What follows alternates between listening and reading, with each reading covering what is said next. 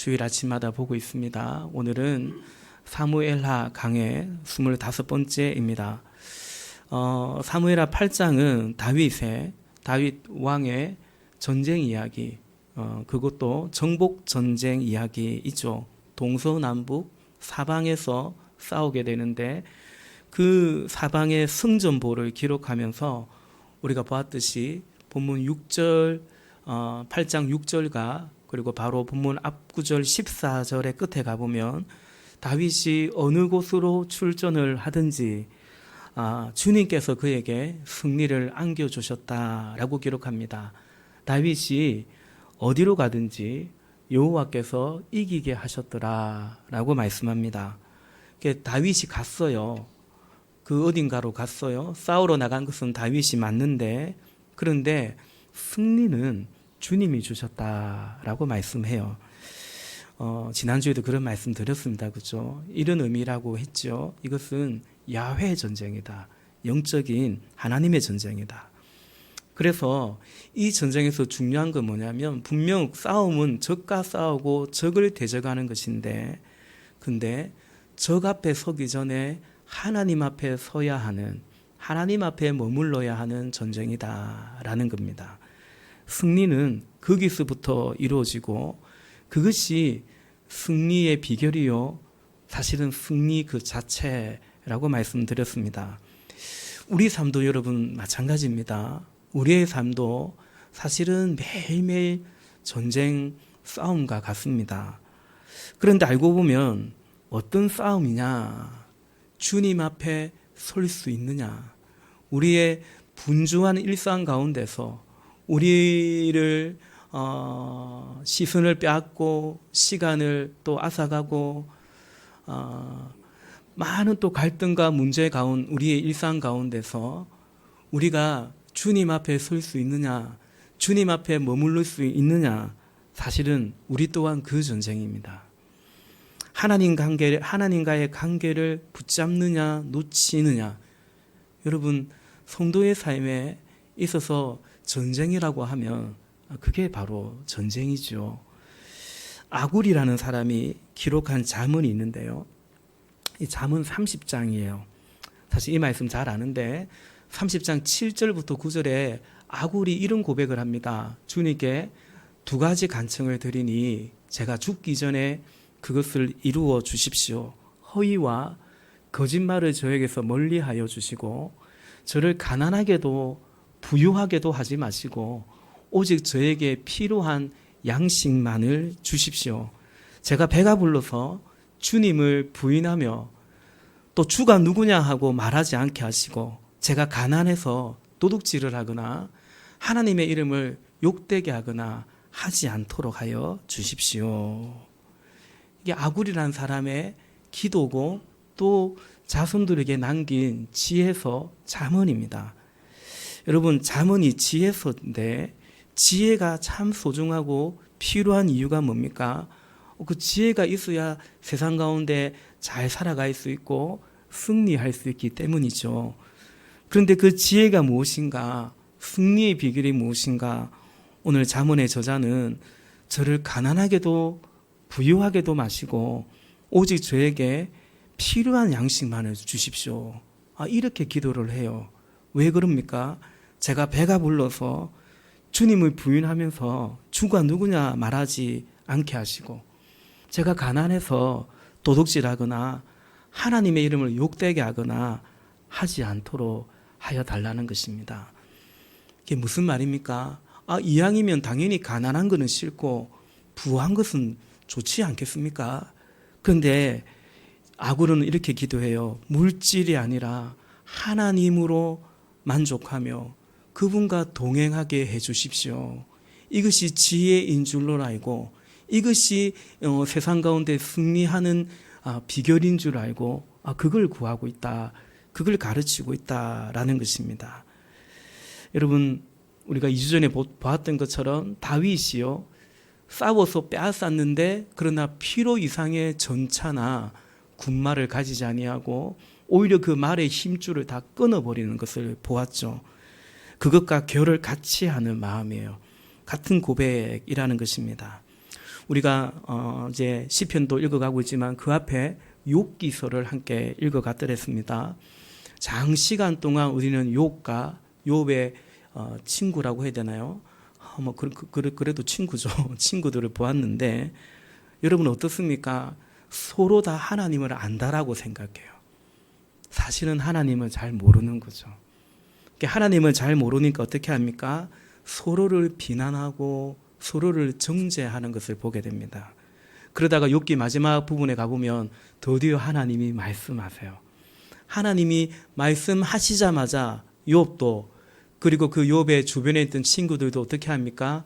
고마 입을 닫습니다. 욥 너 얘기해봐 하니까 아니요. 제가 무슨 할 말이 있겠습니까? 그리고 이미 너무 많은 말을 했습니다. 라고 그 입을 닫는 것을 봅니다.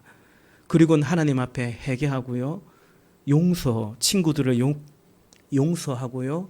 그리고 화해합니다. 그래서 그들 가운데 회복이 일어나죠. 축복이 일어나는 것을 보게 됩니다. 이번 주 수요일에 그 말씀을 조금 더 함께 보고자 하는데요. 여러분 보십시오. 하나님과의 관계가 빠져버리면 욥이든 욥의 친구이든 그저 서로 상처 주고 싸우는 겁니다. 위로하려고 했는데 사실은 결국 싸우게 되더라는 거예요.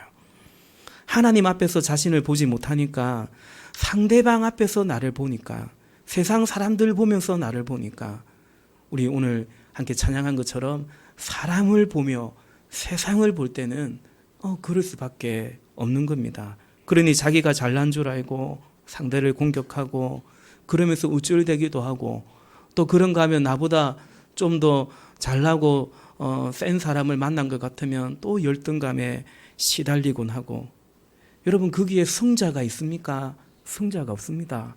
둘 다 불행할 뿐인 것입니다.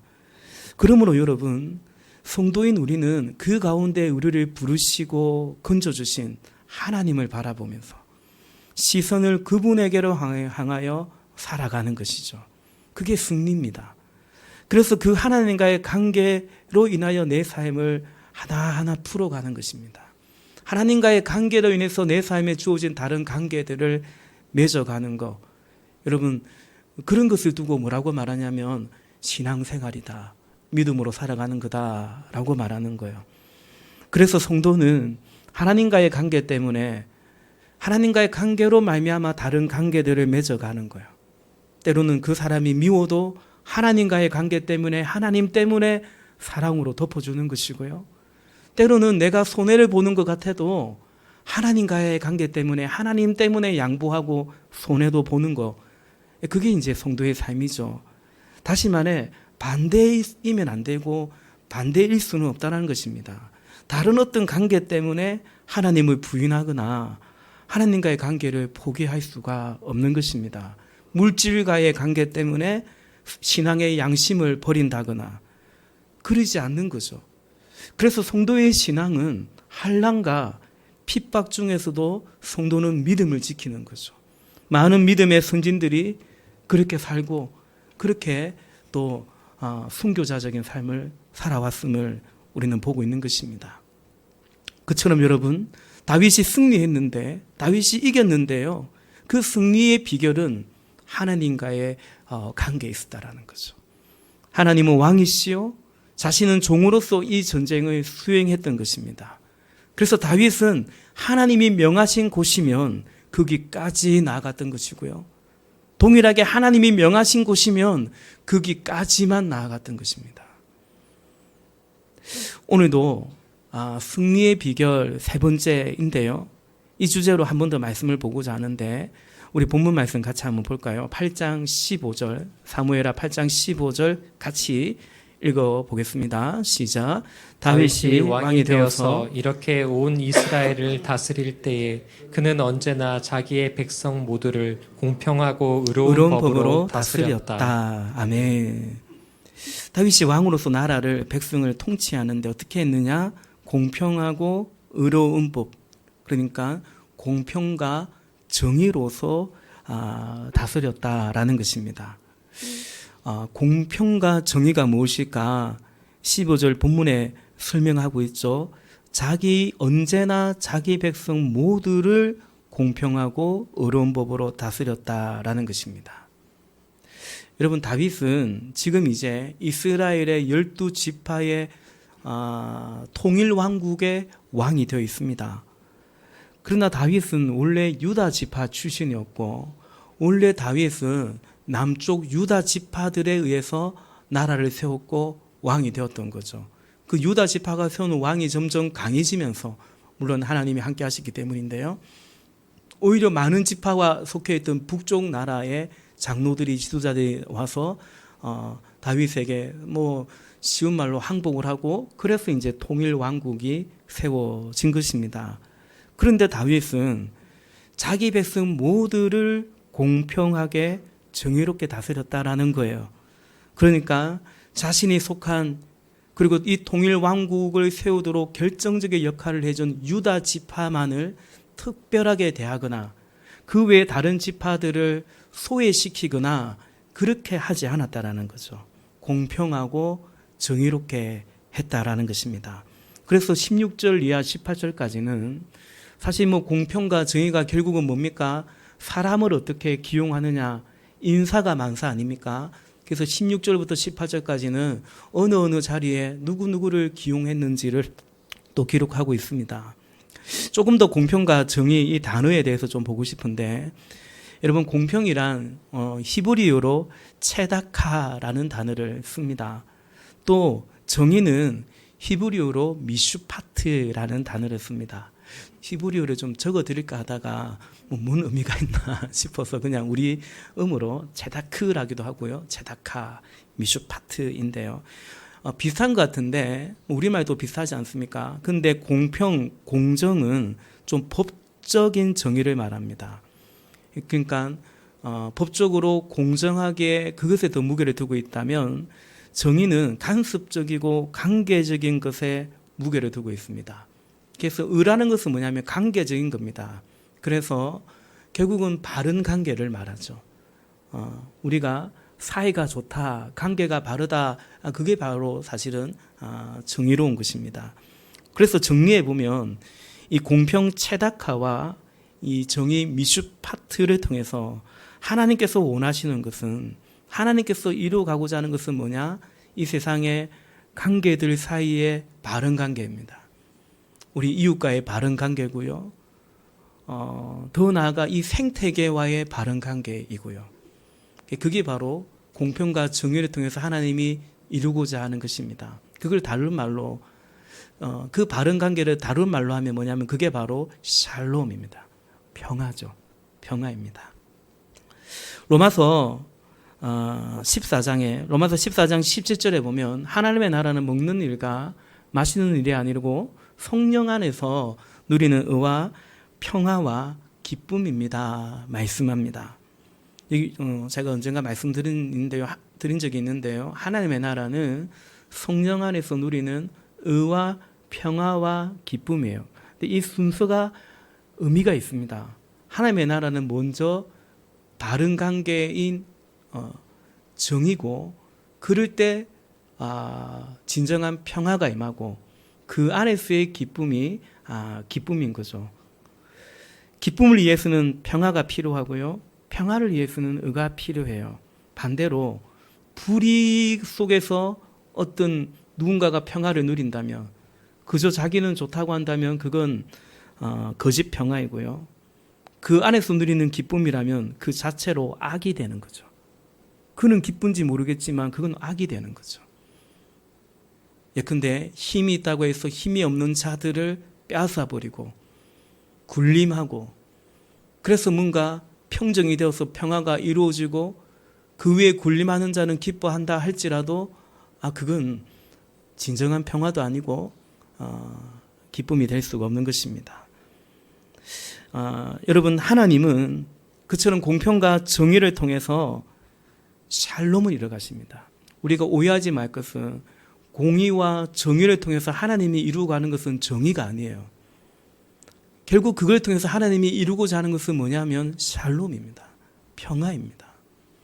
우리가 뭔가 엄격함이 필요하지만, 그러나 엄격한 관계가 되면 안 되죠. 자녀들에게도 엄격함이 필요하지만 그 엄격함이 필요하지만 그걸 통해서 바른 관계 평화가 이루어져야 되는 거죠. 그게 질서죠. 그것이 하나님의 나라와 하나님의 통치입니다. 그래서 여러분 다윗이 왕으로서 공평과 정의로서 백성들을 다스렸다라는 것은 이것은 그의 리더십이요 그의 정치 통치 자질과 능력이라고도 볼 수 있겠죠. 또는 그의 인격과 됨됨이라도 볼 수 있겠습니다만은 다윗이 공평과 정의로서 나라를 다스렸다라는 이것은 결국은 하나님과의 관계를 보여주고 있는 것입니다. 실제로 그것 때문입니다. 다윗은 자신이 왕이지만 자신을 뭘로 규정하냐면 이스라엘의 목자라고 하죠. 이것이 다윗이 가진 왕으로서 갖고 있는 정체성이었고 그가 하나님과 백성들 앞에서 가진 스탠스였습니다. 목자는 양을 사랑하고요. 양을 돌보고 다스리는데 그런데 정작 그 양의 주인은 아닐 수 있습니다. 주인은 얼마든지 따로 있을 수 있죠. 그래서 주인을 사랑하는 목자는 사실은 주인의 양이기 때문에 주인을 위해서 더 그 양을 사랑하는 거예요. 주인과의 관계 때문에 그렇습니다. 다윗은 지금 그 마음으로 자신이 왕이지만 그 백성들을 다스리고 있고 통치하고 있다라는 것입니다. 다윗이 공평과 정의로서 백성들을 다스리는 이유는 하나님의 주권을 인정하는 그의 믿음의 태도에서 비롯되었다라는 것입니다. 이건 내 나라가 아니야. 내 백성이 아니야. 내가 마음대로 주물를 수 있는 왕이니까 그런 힘이 있지만 그러나 다윗은 하나님의 주권을 인정하고 그 하나님과의 관계 속에 통치 행위를 펼쳐갔다라는 것입니다. 굉장히 중요한 얘기입니다. 지금도 마찬가지입니다, 여러분. 대한민국은 왕정국가가 아닙니다. 신정국가도 아닙니다. 대한민국은 민주주의, 민주공화국이죠. 백성이 주인이고 모든 주권은 국민으로부터 나옵니다. 그래서 이 주권을 인정하고 존중한다면 이 지도자가 대통령을 위시해서 이 통치자가요 어떻게 해야 되겠습니까? 공평과 정의로서 통치 행위를 해가야 되는 것입니다. 왜냐하면 주권이 자기에게 있는 것이 아니고 주권은 국민에게 있기 때문에 그래서 주권자인 국민을 존중하지 않는다면 공평하게 공정하게 하지 않는 거죠.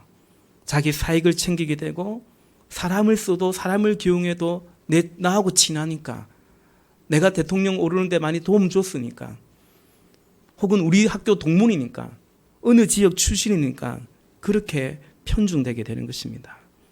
여러분 그것이 리더로서의 부족한 자질이죠. 인격이죠. 그러나 그것만은 아니라는 거죠. 이 국가에 대한 이 민주주의에 대한 주권에 대한 그릇된 인식이고 결국 그것은 주권에 대한 도전이 되는 것입니다. 국민이 그 주권에 도전하는 게 아니에요. 그 주권자가 그 통치자가 주권자인 국민에게 도전하는 거죠. 이것이 극에 달하면 이른바 보이지 않는 손 이런 논쟁이 붙게 됩니다. 법 테두리 안에 없는 그 누군가가 실제로 이 나라를 주무르게 되는 그런 것으로 이를 수도 있는 거죠. 안타깝게도 우리는 그런 위기 속에 그런 불안함 속에 지금 보내고 있는 것이 아닌가라는 생각을 하게 됩니다. 하나 더 오늘은 사무엘하 9장 말씀도 함께 간략하게 보고자 하는데요. 9장은 다윗이 사울 왕의 손자이고 또 사울의 아들인 요나단의 아들인 무비보셋이라는 사람에게 은총을 베푸는 장면입니다. 여러분 원래 새로운 왕이 집권을 하면 이전 왕의 자손들은 모두가 숙청을 당하는 겁니다. 왜냐하면 이거 씨를 남겨놓으면 다시 뭔가 재기를 노린다든지 또 결집한다든지 이럴 수 있기 때문에 우리가 성경의 역사도 그렇고요. 여러 역사 또 사극을 봐서 알겠지만 아예 그냥 모조리 죽여버리는 것입니다. 그런데 다윗 왕이 사울의 손자인 무비보셋을 사실은 그래서 숨어지고 지내고 있는 로드발에 있는 마길의 집에서 숨어 지내고 있는 그를 오히려 찾아가지고 그를 불러내어서 그를 제거한 것이 아니고 오늘 그에게 은총을 베풀더라 라는 것입니다. 그게 이제 사무엘하 9장의 전체 내용입니다. 우리 오늘 본문 읽었지만 한 번 더 좀 보고 싶어요. 9장 5절부터 7절까지 한번 볼까요? 교독하겠습니다. 다윗 왕이 사람을 보내어서 로드발에 있는 암미엘의 아들 마겔의 집에서 그를 데려왔다. 무비보셋을요. 네, 6절. 네. 사울의 손자이며 요나단의 아들인 무비보셋은 다윗에게 와서 엎드려 절하였다. 다윗이 내가 무비보셋이냐 하고 물었다. 그가 대답하였다. 예, 임금님의 종 무비보셋입니다. 7절 같이 있습니다. 다윗이 그에게 말하였다. 겁낼 것 없다. 내가 너의 아버지 요나단을 생각해서 내게 은총을 베풀어 주고 싶다. 너의 할아버지 사울 임금께서 가지고 계시던 토지를 너에게 모두 돌려주겠다. 그리고 너는 언제나 나의 식탁에서 함께 먹도록 하여라. 아멘. 7절에 보니까 다윗이 무비보셋에게 내가 너희 아버지 요나단을 생각해서 네게 은총을 베풀어 주고 싶다. 은총을 베풀어 주고 싶다. 여기 은총이라는 말은 히브리어로 여러분 헤세드입니다. 좀 그래도 좀 귀에 익은 단어이죠. 히브리어로 헤세드, 은총, 자비, 긍휼, 이런 뜻입니다. 은혜, 이런 뜻입니다. 그러니까 여러분, 은총이라는 것은 그것을 받을 자격이 없는데 베풀어 주는 것을 말합니다. 그래서 8절 안 볼까요? 8절이 다윗이 사울의 손자인 무비보셋에게 이렇게 은혜를 베푸니까 8절에 무비보셋이 이렇게 얘기하죠. 이 종이 무엇이기에 죽은 개나 다름없는 저를 임금님께서 이렇게까지 돌봐주십니까? 그러니까 이런 은총을 받을 자격이 없는데 왜 이런 호의를 베풀어 주시냐라는 것입니다. 그게 은혜죠. 나 같은 죄인 살리신 주 은혜 놀라워. 그 어메이징 그레이스죠. 죄인은 버리는 거거든요. 죄인은 심판해야 되거든요. 근데 그 심판을 대신 받으시고 살려주신 주 은혜, 그래서 은혜죠. 오늘 다윗이 손자 무비보셋에게 사울의 손자 무비보셋에게 호의를 베푸는데 여러분, 은총이라는 것은 그냥 추상적이고 말만 하는 게 아니에요. 구체적이죠. 사울이 갖고 있던 토지를 너에게 돌려주겠다.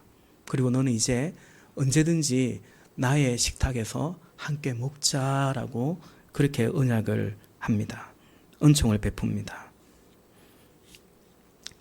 여러분, 9장에서 다윗이 무비보셋에게 이런 은혜를 베푸는 것을 어떤 면에서 보면 여러분 정략적인 게 아닌가. 요즘 말로 정치공학적인 통치 행위로 보기도 합니다. 그러니까 사울의 집안을 멸절시켰다는 비난에서 벗어나기 위한 것이고, 또한 동시에 이 무비보셋을 그래서 살려두는데 찜찜하지 않습니까? 그래서 언제나 여기 머물러서 같이 나와 함께 밥 먹자 이러면서 자신의 감시 안에 두려고 했던 다윗의 하나의 그런 전략이 아니었냐, 의도가 아니었냐라는 것입니다. 저도 그런 의도가 있을 수도 있다라고 생각은 해요. 다윗은 한편으로 그리스도의 모형이요, 다윗의 자손으로 예수님이 오시지만 그러나 예수님은 아니죠. 예수님이 아니고서야 사람이 무음할 수 없죠. 100% 순결할 수는 없는 거죠. 그럼에도 다윗이 오늘 무비보셋에게 이런 호의와 은총을 베푸는 것이 그런 통치 기술로서 베푸는 정치적 행위라기보다는 다윗의 이 헤세드, 이 자비 또한 그가 하나님의 주권을 인정하며 그래서 하나님의 종으로서의 결단이고 행동이다.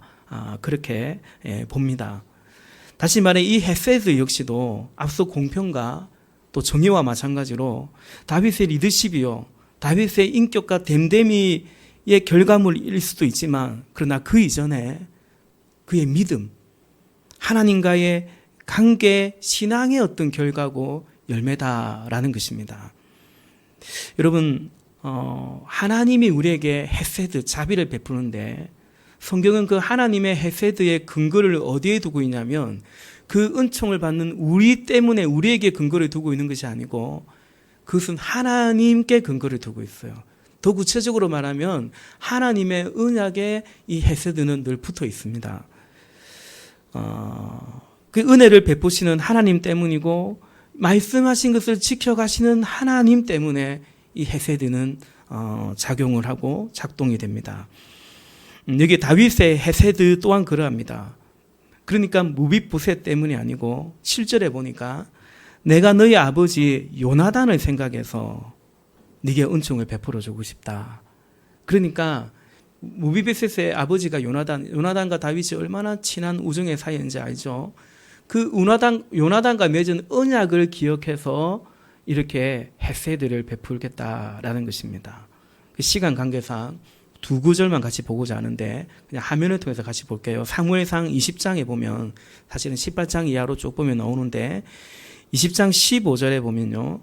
그 14절, 15절이 이제 누가 하는 말이냐면 요나단이 하는 말이거든요. 다윗에게.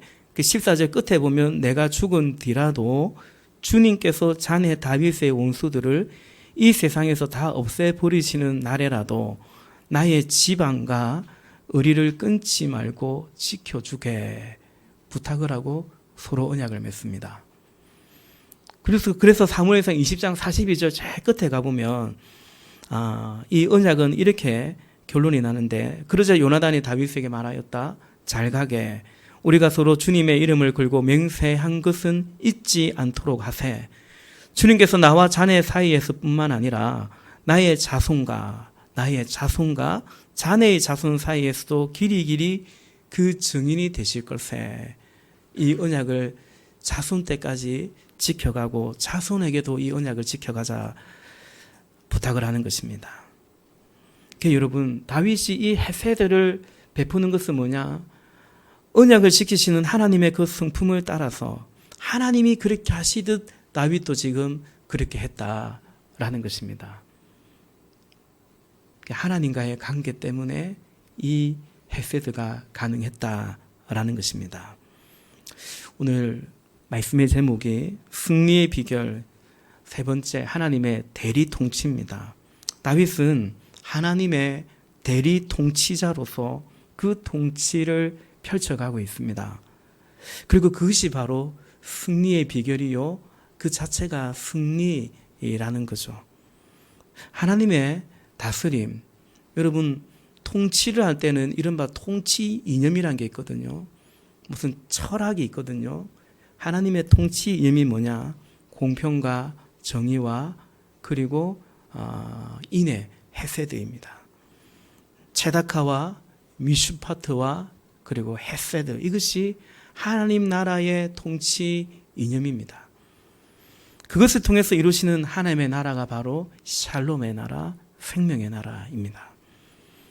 그래서 여러분 하나님의 대리 통치를 위해서 절대적으로 필요한 것이 있습니다. 그게 뭐겠습니까? 하나님의 통치를 받는 거죠.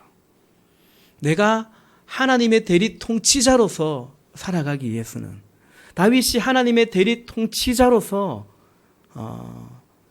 백성들을 다스리기 위해서는 하나님의 통치 가운데 있어야 되는 거죠.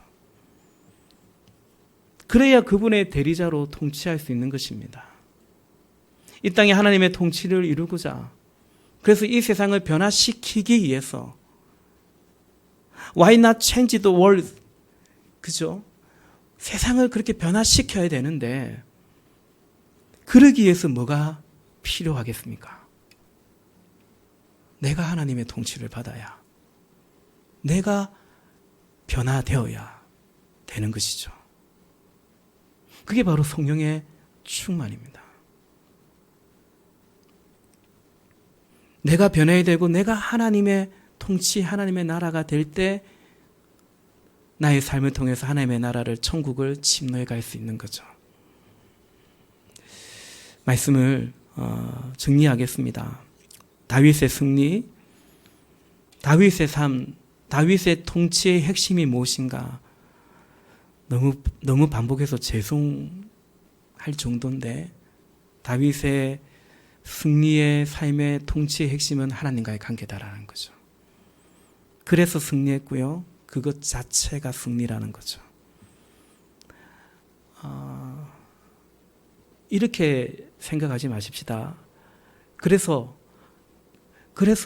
하나님과의 관계를 잘해서 그래서 다윗이 왕도 되고 이래 출세도 하고 승리도 하고 정복도 하고 꼭 그게 아니에요. 다윗이 왕이 아니어도 그냥 목자로 살아도요. 그분의 주권을 인정하면서 하나님과 동행하는 그것이 바로 승리고 그것이 성공이고 그것이 이제 복된 것이다라는 것입니다.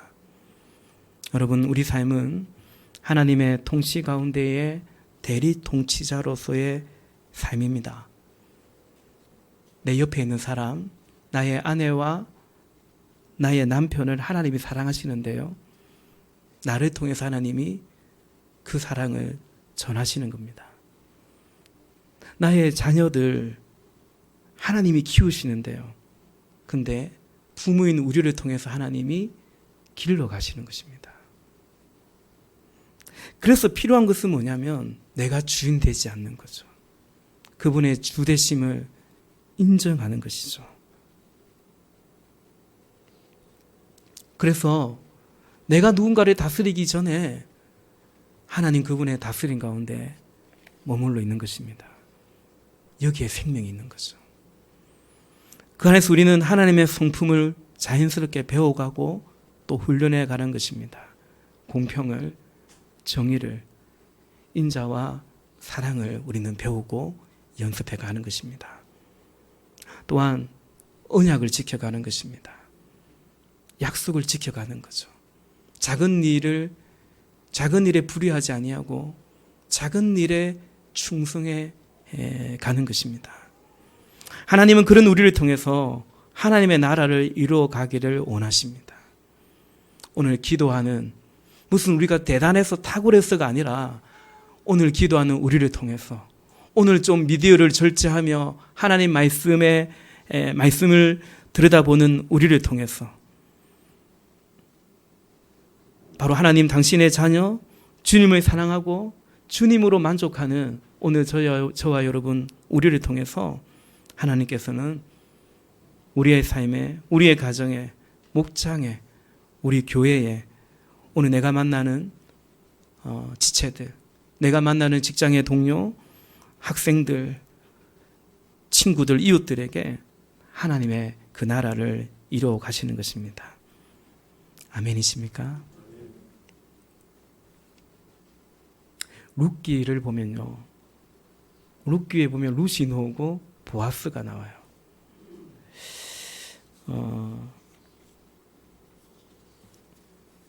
룻은 모함 여인이고 이방 여인이고요.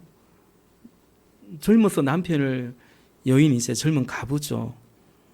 그가 이제 어머니 따라 자신으로 따지면 이방 땅인 베들레헴에 왔는데 룻이 보아스가 그 룻을 만나서 이런 말을 합니다. 룻기 2장 12절에 보니까 댁이 한 일은 주님께서 갚아주실 것이요. 그러니까 어머니를 늙은 어미를 버리지 않고 이렇게 따라온 거 말이죠.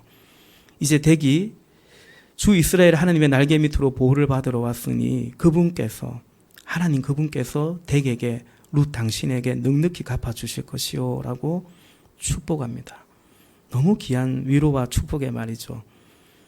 그런데 사실은 보아스가 그 룻의 날개 그늘이 되고 보호가 되어주지 않습니까? 룻기 2장 8절과 9절 말씀에 보니까 보아스가 룻에게 말하였다. 여보시오 세댁 내가 하는 말을 잘 들으시오. 이삭을 주려고 다른 밭에 가지 맙시오. 땅이 없으니까 떨어진 이삭이라도 주우려고 온 거예요. 다른 밭 가지 마세요. 여기를 떠나지 말고 우리 밭에서 일하는 여자들을 바싹 따라다니도록 하세요. 우리 일꾼들이 곡식을 거두는 밭에서 눈길을 돌리지 말고 여기서 이삭을 줍도록 하세요. 필요를 공급해 주죠. 하나님이 그렇게 하시는데 보아스가 그렇게 하고 있어요. 또 젊은 남자 일꾼들에게는 이미 댁을 건드리지 말라고 젊은 가부 이방 여인인 또 이 시대가 사사시대거든요. 근데 건드리지 말라고 단단히 일로 두겠소. 목이 마르거든 주저하지 말고 물단지에 가서 젊은 남자 일꾼들이 기로다던 물을 마시도록 하시오. 보아스는 룻에게 하나님이 당신의 보호가 되고 그늘이 되기를 원합니다라고 말하지만 실제로 룻의 보호와 그늘이 되는 것은 보아스였음을 보게 됩니다. 그럼 이것이 하나님이 우리를 통해서 이루어가고 싶어하는 거예요. 너무 대단한 사람 보아스를 봤지만 그것이 하나님께서 우리를 부르셔서 이루고자 하는 하나님의 나라예요. 우리는